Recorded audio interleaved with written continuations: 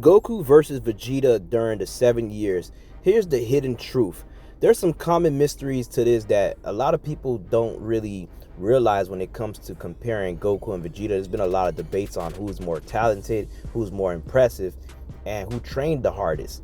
Now, for one, as we look back at Dragon Ball Z, we look after the Cell Saga. Goku went on to train in the other world during those 7 years, and Vegeta went on to train on Earth during those 7 years.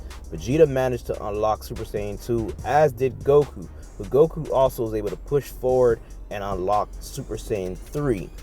But there's some things that people kind of miss out when they're comparing these two. So, for one, we got to look at it like this. Goku had King Kai there helping him train. Vegeta trained by himself inside the gravity room, and who knows if he went into the room of spirit of time, but it was really just mostly on Earth training in the gravity room, as we've seen from the little glimpse with him and Trunks will be inside there training. Now, at this point, Vegeta's goal was to achieve Super Saiyan 2 after seeing Gohan unlock it. And I'm sure he knows that Goku in Otherworld, if he's training, he's going to be trying to unlock Super Saiyan 2 as well and achieve that. But Vegeta is pretty much training to pretty much pass Gohan as a new goal. And if he knows he passed Gohan, he would think that he probably passed, Goku at this point. But knowing that Goku's been training as well and Goku's going to enter the tournament, this spiked a lot of excitement for Vegeta, because at this point Vegeta knows that he wants to test his new power against Goku at this point.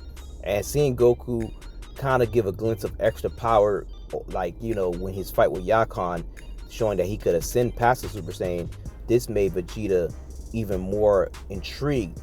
But by knowing that Goku unlocked Super Saiyan 2, he realized that his fight with Goku will be a lot more closer than what he imagined at this point. And the thing with this is that he wanted to just make sure he get an edge by making sure that he fight Goku with nothing holding him back from destroying Goku. By him being on Earth, kind of softening him up during those 7 years, and even before then, Vegeta wanted something that can boost his power to the point where he wouldn't have to hold back against Goku. And it wasn't really even about having a power boost. So by Vegeta accepting the Majin, he became Majin Vegeta. At this point, it was a slight boost because as we know, the Majin, it kind of just looks into the evil in your heart, and that's what Bobby used to kind of control and taint the person, and gives them a power boost, but also gives them a body that's kind of like extra durable. So this is one of the hacks that do come from that, as you can see what happened to Spupavich in the tournament fighting against Videl. Because mind you, at this point, Spupavich, Videl was pretty much tagging him into the point that she almost pretty much killed him. It didn't really give him that much of a power boost at this point, but by making him that kind of durable and be able to take that punishment from Videl, he was able to get the best of her because of the stamina boost. But not necessarily that big of an increase in power. I mean, of course, he learned how to fly, which he couldn't do before, but he haven't showed any projectiles or anything like that, so we don't really know. But for Vegeta's case, we know just that evil in his heart, it kind of makes you even more stronger. Vegeta didn't really have that much, but he did have some of it, and by him being a warrior, he definitely was still kind of cold-hearted. And if you want to compare that to him being cold and evil, then be my guest. But when we're looking at Vegeta, he definitely still had a lot of power. As we know, him fighting Goku throughout the years, back on Earth when they first fought, Vegeta still had a clear advantage, and Goku had to use his Kaioken to pretty much get the advantage on Vegeta in that fight. But ultimately, if Goku didn't have help, he would have lost that fight.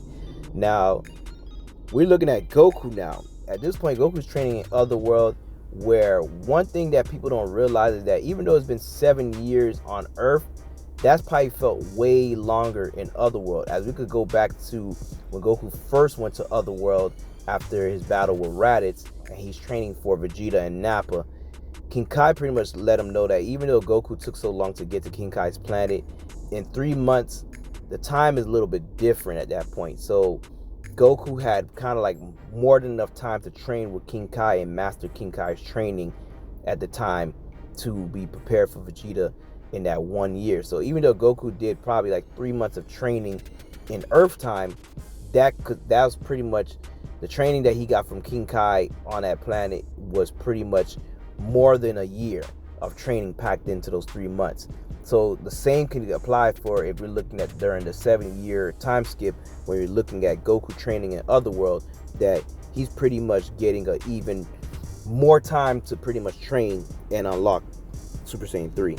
Now, we don't have an exact time frame of like, you know, they didn't give us no specifics like if time runs different in Otherworld, as like if time is like double the time on Earth, like it's 7 years would be 14 years in Otherworld, or thousands. We don't really know, but we do know it is a difference, and especially with King Kai's training, he can definitely fit in a lot more, you know, training in that short amount of time that we do see. So Goku definitely got, you know, more years of training in his Otherworld training than Vegeta did. And for Vegeta to kind of like catch up to a level being even possibly stronger than Goku Super Saiyan 2 in his Super Saiyan 2 transformation, and Goku still had hacks of being in his Otherworld body where, you know, he has almost like an infinite amount of stamina, which this kind of helped him in Otherworld to push to get Super Saiyan 3, and didn't notice the drawbacks until he became alive. So this all just brings points to when we're looking at Goku and Vegeta and their 7-year time skip, and we're seeing that the training is very different. And had Goku been alive, would it still been as powerful as, you know, Vegeta was during those 7 years? Like, would he still have the, you know, the same amount of power? And there's a possibility that Goku probably wouldn't even have unlocked Super Saiyan 3 had he been alive during those 7 years and was training. He probably would unlock Super Saiyan 3 later on, but it's probably what pushed him to unlock Super Saiyan 3 was being in Otherworld, by him saying he could dig in deeper. So by him having that infinite amount of stamina, he probably realized he have a lot of power that he can probably dig into and not feel really exhausted when he does it.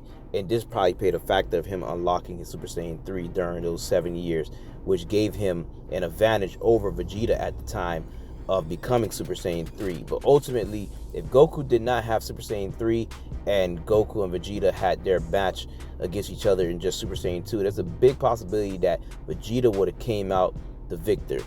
So that's it for this video. Get in the comments, tell us what you think. Don't forget to like, subscribe to the channel, and we got a lot more videos on the way. We're the Power Up, and don't forget to follow us on X as the Power Up 99. And of course, we're going to be making a new backup channel, so definitely stay tuned for that. And we're going to be covering other things too as well on that channel, so stay tuned.